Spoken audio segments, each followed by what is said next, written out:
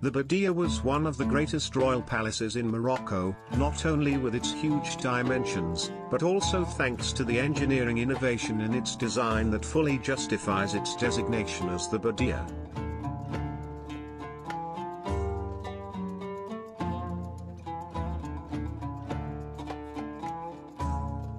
It was known as Kasbah of Saadi as part of the palace built there by the Saadi Sultan Ahmed al-Mansur al-Lahabi.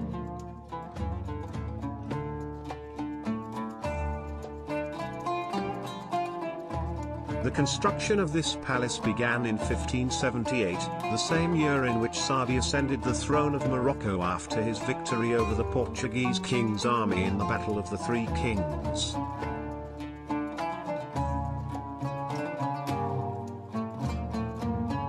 This impressive monument was demolished by Sultan al-Alawi, Moulay Ismail, at the beginning of the 18th century, to carry the components of its construction to Meknes and also to remove any building that could compete with the new palaces that he was building there.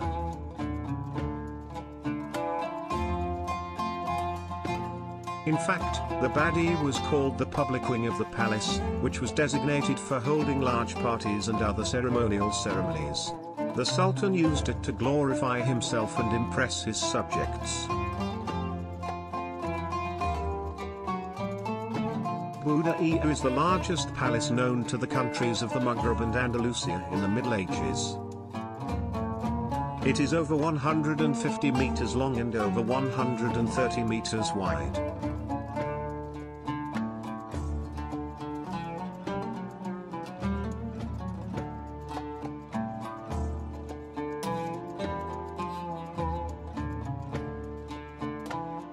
The palace was organized around a central square in which the water and ornamental plants were the two elements in it, which along with the buildings and the wings built around them formed an edifice of the architectural style and character of the security palaces, and in the middle of that square there was a large pool, in its center a small island, according to what came in some of the Wifaya.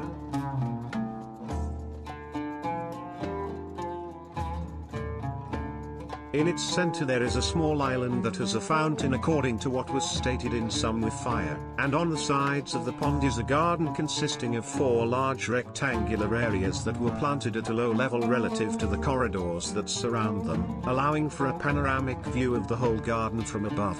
At each end of the square rises a wing in the form of a dome supported by columns.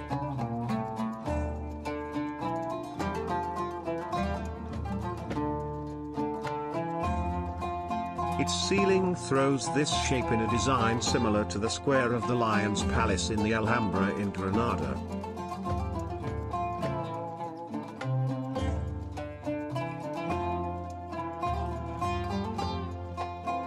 The western wing contains a square hall for entrances in the form of arches on the 4 sides and topped with a luxurious wooden ceiling.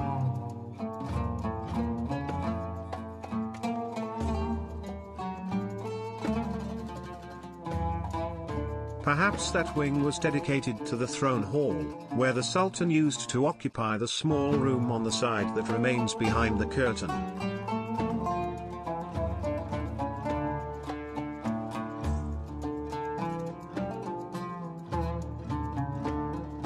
So that no one sees him, as was the prevailing custom of other royal families.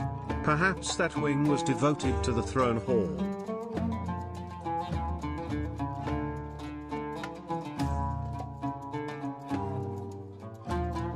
There were 2 small pools and a fountain rising, in addition to what was led by the water and its reflections from great astonishment.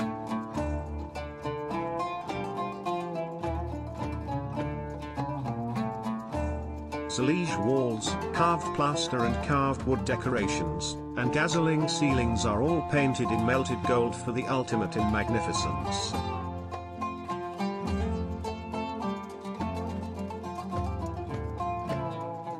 All this gives the place an aura of luxury and elegance, with the aim of glorifying the Sultan.